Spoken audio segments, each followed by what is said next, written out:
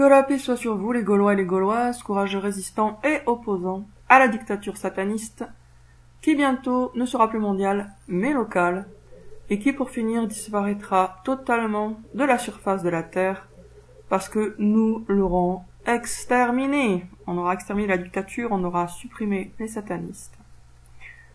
Alors, puisque maintenant je vous ai dit les grandes lignes, l'essentiel, enfin on va dire les points les plus névralgiques, c'est-à-dire que j'ai été Jeanne d'Arc, Marie-Antoinette, Fatima, Anne et Anastasia.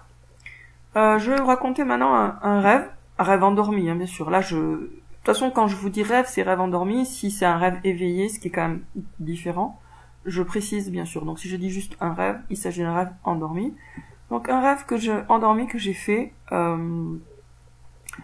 après avoir prié la prière de l'aube. Donc, je me suis rendormie et j'ai fait ce rêve. C'était le 30 mars. Donc, 30 mars 2021.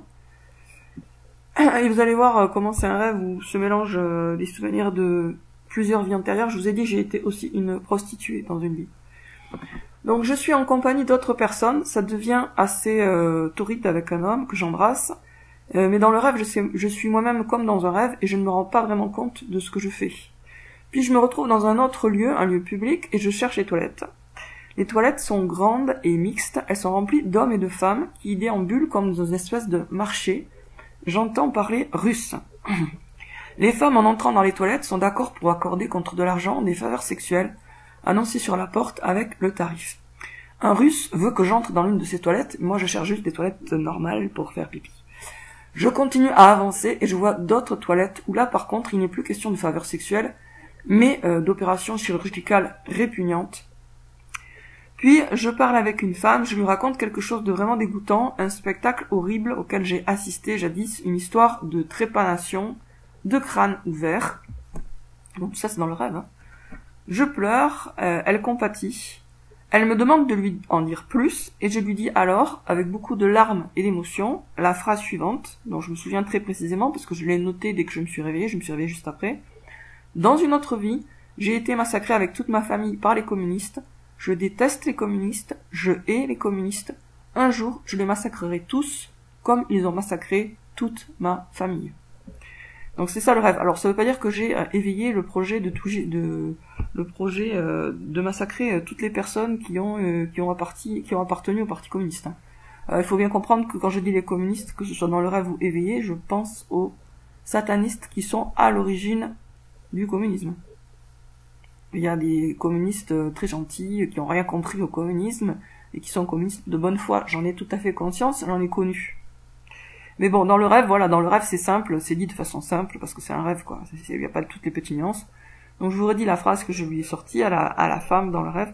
Dans une autre vie, j'ai été massacrée avec toute ma famille par les communistes. Je déteste les communistes, je hais les communistes. Un jour, je les massacrerai tous comme ils ont massacré toute ma famille. Ce rêve, il est assez typique de ma mentalité, c'est-à-dire qu'il y a un mélange de sentimentalisme, genre je suis la petite fille éplorée et chagrinée, et en même temps de je vais tuer tous les méchants, quoi. C'est tout à fait typique de ce que j'ai et dans mes rêves et dans ma mentalité réveillée, c'est un mélange de faiblesse et de force. De sentimentalité et de souffrance sentimentale et de détermination sans pitié d'exterminer tous les méchants, quoi. Et quand je dis tous les méchants, je parle bien sûr des méchants au sens strict, c'est-à-dire de ceux qui font le mal d'une façon flagrante, indiscutable, en violant et tuant des enfants par exemple. Voilà, donc ça c'était un petit rêve, enfin un rêve parmi d'autres que j'ai fait, j'en ai fait plein. J'ai fait plein de rêves où il y a des réminiscences de mes vies antérieures, parfois des réminiscences plutôt claires, parfois moins claires, et parfois j'ai mis du temps à les comprendre, que c'était des réminiscences, parfois j'ai compris tout de suite, puisque j'ai commencé à faire des rêves en rapport avec mes vies antérieures avant de m'en souvenir. Enfin, il y a eu plusieurs étapes, je m'en suis souvenu, puis après j'ai refoulé tout parce que j'ai cru que c'était incompatible avec l'islam, et puis après c'est revenu. Je vais vous en lire un autre de rêve qui a un rapport avec mes vies antérieures. Le voici, c'est...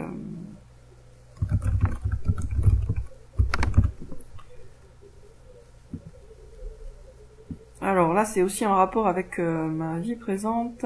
Tac. Attention, il est sur le lit, c'est normal.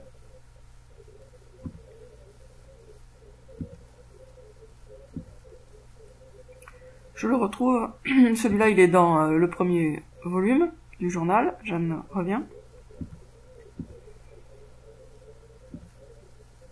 Voilà. Donc, je venais de trouver du travail. Quand j'ai raconté ce rêve, je l'avais fait avant. J'avais trouvé du travail dans une bibliothèque qui s'appelle Bibliothèque de l'Horloge. Et du coup, dans le journal, je raconte un rêve que j'ai fait en 2017 ou 2018. Donc avant, bien avant. 2 ans avant. Alors voici le rêve que que j'ai fait en 2017-2018. Enfin, je sais plus exactement la date, mais par contre, j'en souviens très bien du rêve lui-même. J'ai une bonne mémoire pour les rêves d'une façon générale, que ce soit les miens ou ceux des autres, je m'en souviens bien. Donc j'étais dans un monument, une tour ressemblant à Big Ben. Comme Big Ben, la tour de mon rêve était dotée d'un immense cadran d'horloge. Le plancher, ancien et très beau, était en bois ciré. Je me dirigeais vers la face interne du cadran de l'horloge. Là, il y avait un rayonnage de livres anciens. J'en prenais un, c'était un gros livre qui racontait la vie de Beaumarchais dans son intégralité. Le livre comportait aussi toutes ses pièces de théâtre. Donc c'est ça le rêve en fait, tout simple. Hein. Mais il était marquant parce que l'endroit me paraissait beau. Alors plus tard, j'ai découvert que Marie-Antoinette a joué dans Le mariage de Figaro, la pièce de Beaumarchais bien connue. Elle jouait le rôle de Rosine. Moi, dans cette vie, j'ai joué celui de Frosine, dans la Var, en Écosse. De toutes les pièces, donc je répète là, pour que ce soit plus clair, je fais un rêve où je suis dans une horloge et je prends un livre où il y a la vie de Beaumarchais en entier et aussi toutes ses pièces de théâtre. Marie-Antoinette a joué dans une pièce de théâtre. C'était pas une actrice, c'était la reine, mais elle a quand même joué dans une pièce de théâtre pour un petit public choisi d'amis à elle. Elle a joué dans Le mariage de Figaro et elle jouait le rôle de Rosine. Moi, dans cette vie, j'ai joué le rôle de Frosine. C'est pas le même personnage, mais il y avait juste un F de différence. De toutes les pièces de Beaumarchais, parce que je les ai toutes lues, il me semble, hein, si je me rappelle bien, le seul passage qui m'a marqué, en fait, c'est celui-là. Là, je vous le cite, le passage. Donc ça, c'est un passage du mariage de Figaro, justement. Forcé de parcourir la route où je suis entré sans le savoir, comme j'en sortirai sans le vouloir, je l'ai jonché d'autant de fleurs que ma gaieté me l'a permis. Encore je dis ma gaieté, sans savoir si elle est à moi plus que le reste, ni même quel est ce moi dont je m'occupe. Un assemblage informe, de parties inconnues, puis un chétif être imbécile, un petit animal folâtre, un jeune homme ardent au plaisir et en tous les goûts pour jouir, faisant tous les métiers pour vivre, maître ici, valet là, selon qu'il plaît à la fortune, ambitieux par vanité, laborieux par nécessité, mais paresseux avec délice, orateur selon le danger, poète par délassement, musicien par occasion, amoureux par folle bouffée, j'ai tout vu, tout fait, tout usé. Donc ça c'est une tirade très connue dans une pièce de Beaumarchais, dans Le mariage de Figaro. Donc là je continue à vous lire un peu mon journal. Cette tirade de Figaro me fait penser à la réincarnation.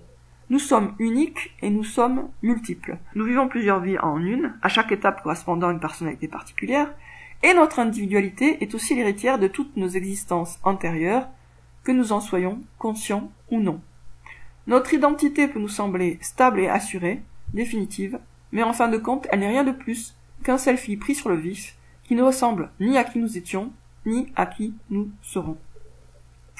Voilà, donc 2 rêves en rapport avec mes vies antérieures. Et pas juste mes vies antérieures, hein, puisque le premier rêve annonce bien le programme. Le programme qui est la fin des satanistes, qui dans le rêve sont appelés communistes, mais c'est les mêmes. Sur ce, je vous dis à très bientôt les amis pour une prochaine vidéo.